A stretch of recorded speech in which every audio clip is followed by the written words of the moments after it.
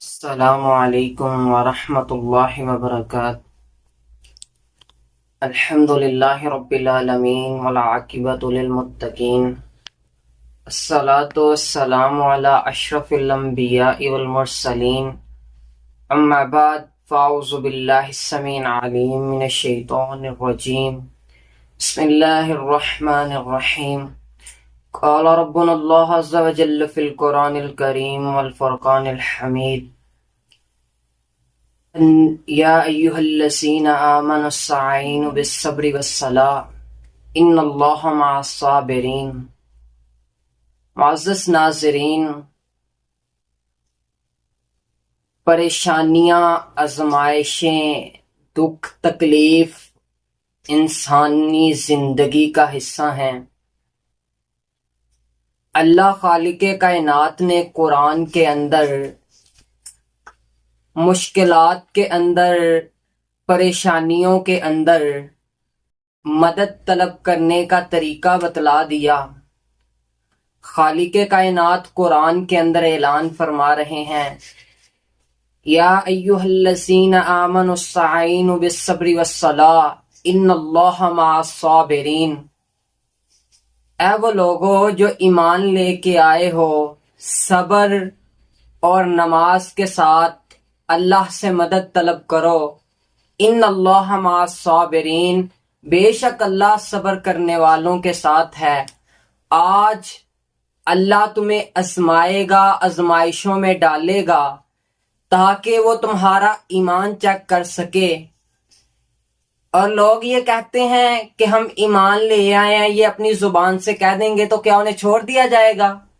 ان سے کوئی آزمائش نہیں لی جائے گی، انہیں کسی آزمائش میں مبتلا نہیں کیا جائے گا، اتنے میں ہی چھوڑ دیا جائے گا کہ وہ زبان سے کہہ دیں ہم ایمان لے آئے ہیں تو ان پر یقین کر لیا جائے گا؟ نہیں، اللہ خالق کائنات انہیں آزمائیں گے۔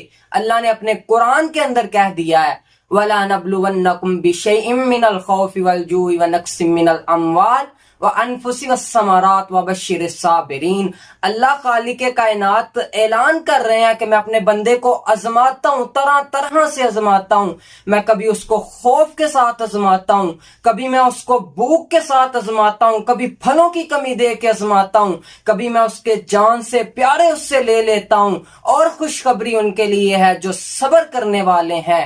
آج ہمیں بھی مشکلات آئیں تو اس کا ہرگز مطلب نہیں ہے ہم اللہ سے گلے شکوے شروع کر دیں، ہم غیر اللہ کے آگے جا کے اپنے ماتھے ٹکا لیں، غیر اللہ کے سامنے جا کے اپنے ایمان کا جنازہ نکال دیں اور اللہ خالق کائنات سے یقین ہی اپنا ختم کر دیں۔ اللہ آزمانا چاہ رہے ہیں، اسی لیے تو آزمائشیں آتی ہیں کہ میں اپنے بندوں کو آزما سکوں، میں اپنے بندوں کو دیکھ سکوں ان کا ایمان مضبوط بھی ہے کہ نہیں مجھ پہ۔ ہم پر صحابہ کرام سے زیادہ تو نہیں نہ آزمائشیں آتی، صحابہ کرام سے زیادہ تو ہمیں نہیں نہ آزمایا جا رہا۔ حضرت خباب بن ارت رضی اللہ تعالیٰ عنہ، اتنا ظلم کیا مکے والوں نے، اتنا ظلم کیا مشرکین مکہ نے، آگ پہ لٹا دیا گیا، جسم کے اندر چربی نکل نکل کر سوراخ ہو گئے، اس قدر سوراخ ہو گئے کہ انگلی کے ایک ایک پوڑا سوراخ کے اندر چلا جاتا ہے۔ آ کے نبی رحمت صلی اللہ علیہ وسلم سے کہتے ہیں، اللہ کے رسول ہمارے لیے دعا کریں، کیا آپ اللہ سے مدد نہیں مانگتے، ہمارے لیے دعا نہیں کرتے؟ تو نبی رحمت صلی اللہ علیہ وسلم نے فرمایا، تم میں سے جو پہلے لوگ تھے، جو تم سے پہلے تھے، ان پر تو آرے چلا دیے گئے ہیں مگر وہ اپنے ایمان سے نہیں ہٹے۔ اس قدر ان پہ آزمائشیں آئی مگر انہوں نے ایمان کا پلہ نہیں چھوڑا۔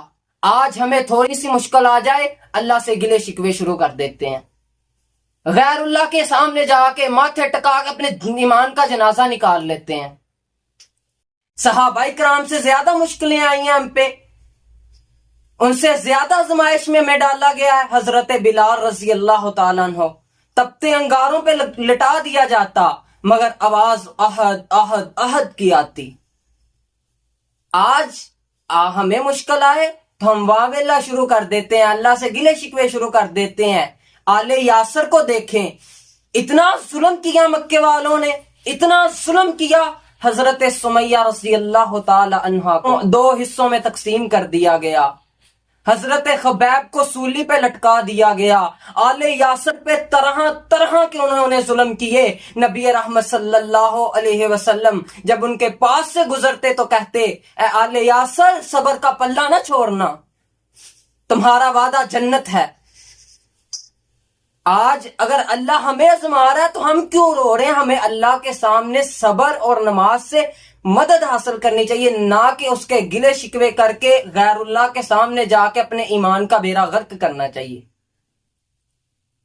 فرعون نے کم ظلم تو نہیں تھے نہ کیے حضرت آسیہ پر، تپتی دھوپ میں لٹا کے میخیں گاڑ دیتے تھے، مگر وہ لوگ اس قدر صبر و استقامت والے تھے کہ انہوں نے اسلام کا پلہ، اسلام کا دامن نہیں چھوڑا۔ آج ہمیں تھوڑی سی مشکل آ جائے، تھوڑی سی مشکل آ جائے تو ہمارے اللہ سے گلے نہیں ختم ہوتے۔ نبی رحمت صلی اللہ علیہ وسلم نے فرمایا، مشکل آتی ہے ثواب کی نیت سے اللہ سے صبر مانگا کرو۔ نبی رحمت صلی اللہ علیہ وسلم نے فرمایا، اللہ اپنے اس